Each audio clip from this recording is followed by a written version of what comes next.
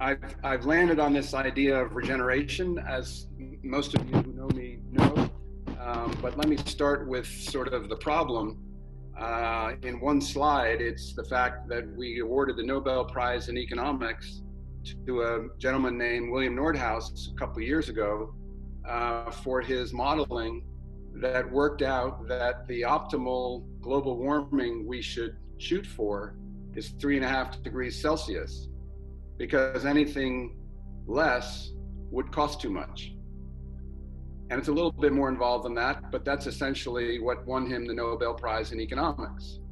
And if you know anything about climate change, you know that that's a fundamentally incompatible idea with life on this planet as we know it.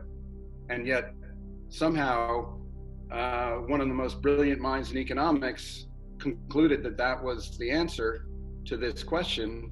And even more overwhelmingly unbelievable is that the Nobel Prize Committee awarded him the Nobel in economics for that. Now, it's not truly a Nobel Prize, it's actually the Swedish Central Bank Prize in honor of Nobel, because Mr. Nobel understood that economics is not a science, it's an ideology, but that's a conversation for another day.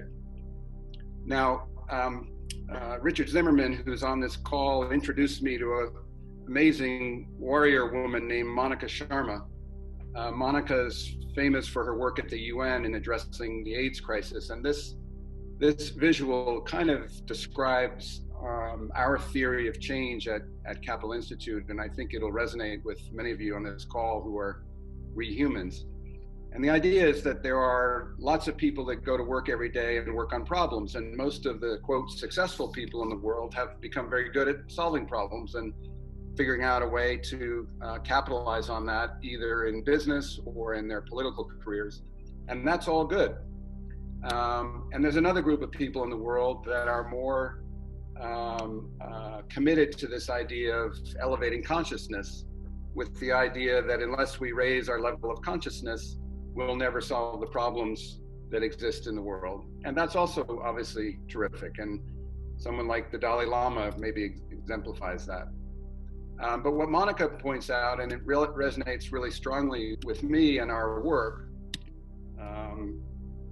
if this can work, there, is that there's this third layer, which is the system design. And in fact, the level of consciousness actually gives rise to the system we use to run the world. And the problems that we're dealing with are problems that the system is perfectly designed to create. So if you want to change the world, you actually need to address all three of these layers at the same time. Work from a higher and growing, accelerating or increasingly higher level of consciousness. Get your hands dirty working on problems on the ground, so you're not just off in theoretical land, but also recognize that the real work involves changing systems, not just solving problems. And that's really been the journey that I've been on, and why I think that this moment in time is very profound. Jeremy's, I don't know if Jeremy's on the call, but Jeremy Lent's book, Patterning Instinct, is a beautiful and incredibly dense and precise history of, in a sense, the human culture that has gotten us to this point. And I think he would agree with me that we're at a moment where we're shifting out of the modern era into what some are now calling the integral era. And in the book that I'm pulling together now, I'm increasingly thinking that there's an interim step here, which I'm going to boldly call the regenerative era, because I think we have damaged ourselves, our communities, and our planet so horribly that we're going to go through a long period, hopefully, of regeneration before we can really rise to the next level of complexity, which is more of an integral era. And maybe those two ideas are the same. I'd be curious for all of your thoughts on that. But the more I dig into this regenerative idea, the more I think it's deeply profound and will define at least all of our lives, the rest of our lives on this call. Now, I first laid out my thoughts on this idea in a 2015 paper. And in many ways, this is building on what I understand about neoliberal economics, and there's lots about conventional economics that are useful and worthy of retaining. There's also many things that are not. Environmental economics, which is what won the Nobel Prize, the idea of putting a price on externalities and internalizing the system, that has value, and we need to use those ideas, but recognize their limitations as well.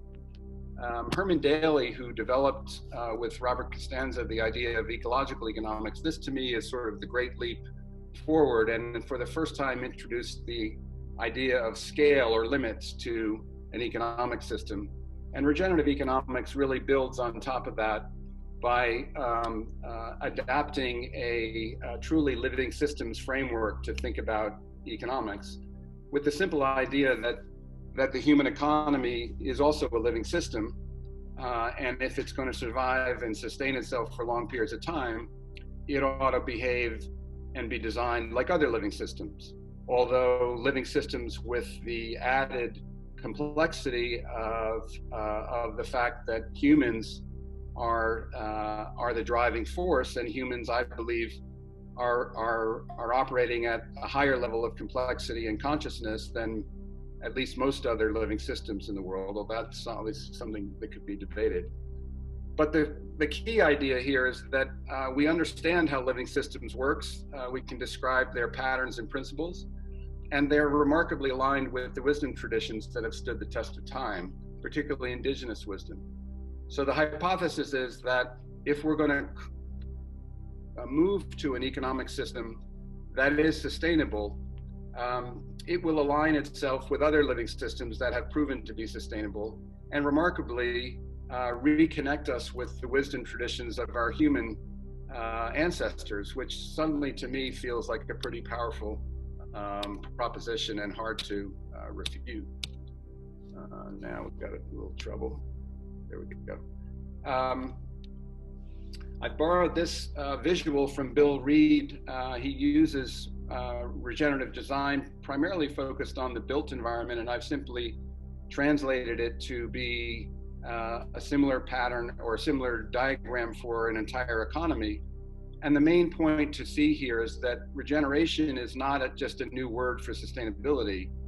It's actually the destination we need to move from our current degenerative system, which is designed and built around a mechanistic, modern age understanding of how the world works, all the way over to the right toward a holistic understanding, a natural system understanding of how the world actually does work. And I like to say regeneration is a process, just like the process that each of our bodies are regenerating right now. And sustainability is the outcome of that process. And so we're never going to get to a sustainable economy by greening the unconventional or greening the degenerative system incrementally to the point that we get to, what some would call mountain sustainability. We only get to a sustainable economy if we actually shift entirely into a regenerative system, such that the outcome is a sustainable system, rather than think we can incrementally improve our current economy toward sustainability. So that's where I have left some of my colleagues that are in the sustainable business world, who are largely on the critical journey from degenerative towards sustainability through incremental change. But I think the change is much more profound and requires literally seeing ourselves and our place in the world and the role of business and economies in an entirely new way. And the best way to get clear on what that is not through KPIs or formulas or goals, but to get clear on what patterns and principles actually define living systems and adapt them to human economies. And in my paper in 2015, I laid out 8 principles that for me speak to this. And I want to stress that these are simply one man's best effort to reduce something that is enormously complex to as few a number of principles in order to communicate it. But there's nothing right about my principles any more than anyone else's principles who are trying to describe the same thing. But many people have found these useful in thinking about the context of a human economy. And it's interesting, just in the newspaper this morning, in the New York Times here, Marco Rubio, the former presidential Republican candidate, wrote about the need for a more resilient economy. And he literally wrote that we need to understand that we need to balance resilience and efficiency, and that we've built our economy all around efficiency. So we have supply chains from China, and we have just-in-time inventory, and we have highly indebted businesses that are operating at the highest level of return on invested capital, but very unresilient as a result of that. And if you look in the paper, under the principle of seeks balance, you'll see a diagram that shows that in living systems, they actually do balance efficiency and resiliency. And it turns out they are skewed more toward resiliency than they are toward efficiency. I don't have time, or I don't want to bore you all now to go through each of these principles. You can see them there, and hopefully they resonate. Maybe I'll talk about empowered participation, the idea that all parts of a system need to be empowered to participate in the health of the system, not as a moral judgment or moral belief, but as a system health requirement for the whole system. So I like to say my feet have to be empowered to participate in the circulation of oxygen in order for my body to be healthy and for me to be healthy, not because I feel sorry for my feet. And so the idea I'm trying to present with these principles is that this sits above any ideological belief system of liberal versus conservative that may stress different values one over the other. This is actually required for systemic health regardless of one's ideological beliefs. And I think the sustainability movement would benefit from finding a way to speak to both conservatives and liberals through a language that feels true to both sides. And it was fascinating to me to see Marco Rubio, who's a tried and true Republican, actually speaking some of this language this morning. Let me keep moving just because I don't want to get bogged down in the principles, but obviously these are all discussed in much more detail in the paper for those that are interested. The second major paper I've written is trying to take these same regenerative principles and applying them to our financial system. And it's been a bear of a project. It's up on our website now. It's actually in 4 different parts called Finance for a Regenerative World. And I just mentioned that for those that are interested to dig deeper. I do talk in that paper about about money systems, and in particular modern monetary theory, which is now suddenly being put to the test in essentially every major central bank in the world is purchasing government bonds from countries, the United States being at the front of this. And it's essentially a way of printing money to finance this crisis, bridge us through this crisis. And I think that this idea of modern monetary theory is definitely worth everyone studying. It's very counterintuitive. It essentially says that you can issue as much money in your own currency as you want without creating inflation. It's more complicated than that. But as we think about not only the financing needs to bridge through this current crisis, but the investment needs to transition our energy system and our agriculture system to something that's regenerative, measured in trillions of dollars a year per year for decades. I believe we can't. I don't think this is going to be possible unless we use the tool that central banks have to actually monetize government spending. And again, that's a provocative comment we can discuss when we have time later on.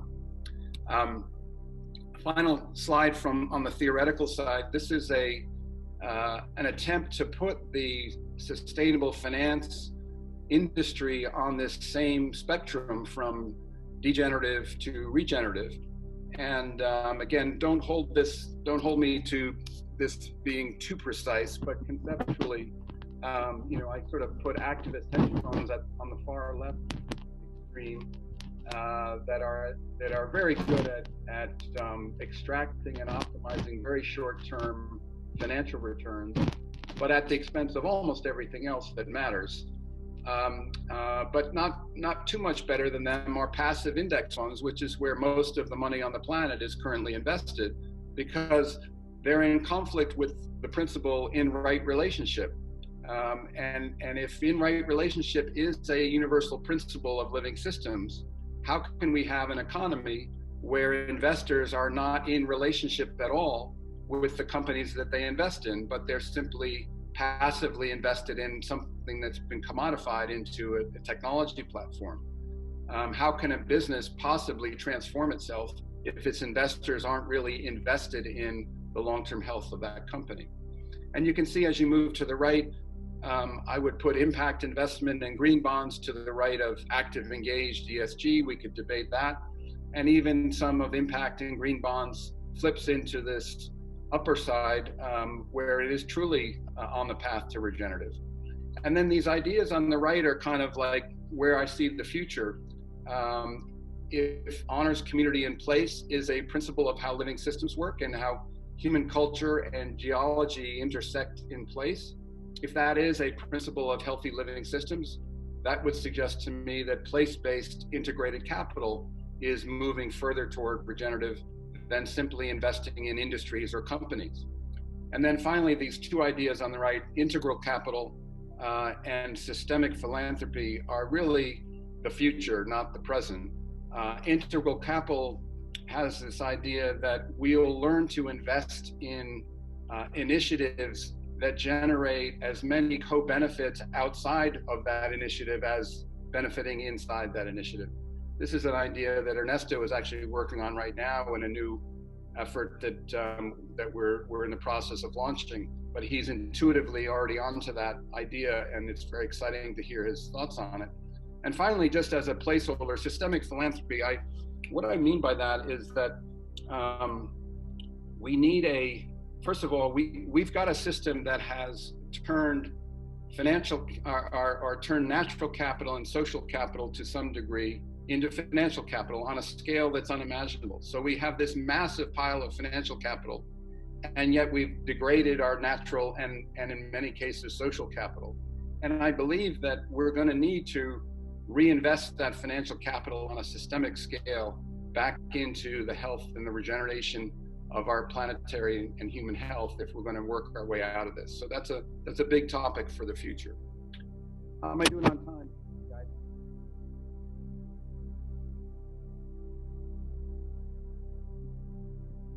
Move this into from theory into practice. The first thing, just to share very briefly what we're doing at the Capital Institute. We've launched about a year and a half ago something called the Regenerative Communities Network, and again with the idea that living systems need to be organized around place. We've chosen bioregions as the unit of analysis rather than countries or companies to try to catalyze this work in the world or support this work in the world. And I saw Deborah Fries is on the call. We've been taking her and Meg Wheatley's work around how living systems take change to scale by simply naming the process, connecting efforts together through a network, nourishing the process, and then illuminating it to drive a movement. And I would add a fifth idea that once there's this energy and an initiative that's connected together and is seen as one thing as opposed to a series of disparate projects that are not connected together, only then will we really have the opportunity to redefine an economic policy agenda in support of this regenerative process. So that's kind of our theory of change. This is a dense slide, but you can see that there's about 15 initiatives like this that have joined already. Some of these I could say that we influenced the launch of, but most of these were existing long before we came along. And what we're really doing is connecting together these different efforts and helping everyone to see that even though the work that's happening in all of these different bioregions is unique to the context of that place, just like every snowflake is unique, the work in each of these places looks like the work in every place, just like every snowflake looks like a snowflake, because they're all following this regenerative idea. And I would see, or I can see, the regenerative principles showing up in each of these initiatives in distinctive ways. There's much more interest and incoming interest in this than we can possibly respond to. You can see on the right, there's a number of other initiatives that are, in a sense, on deck, and frankly, there's many more that aren't listed here. So anyone interested in this, we would welcome your involvement. My colleague Stuart Cowan is leading this initiative, and please reach out if this triggers your interest. And then finally, one quick story about one of my own personal impact investment projects. And this story is a little bit just to share both the challenges and potential of impact investing done in a true regenerative way. I invested in a company over 10 years ago that was trying to produce heirloom tomatoes in a greenhouse in Virginia. That initial business failed, and they then landed on microgreens. And briefly, microgreens are one of the most nutrient-dense foods we can eat. It's essentially the very early stage of a green plant after it sprouts and before it becomes a baby green. It's a microgreen, and you can see our product here in these bags.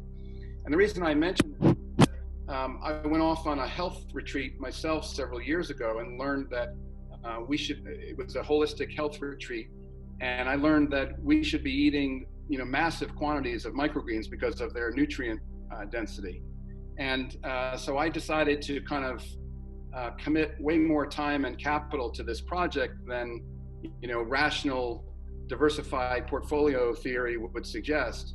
And we hired a new CEO and have had just an unbelievable series of challenges, from seed problems to employee problems to our main customer, Whole Foods. Initially, without going into the details, they dropped their volume, but we've managed to build that back.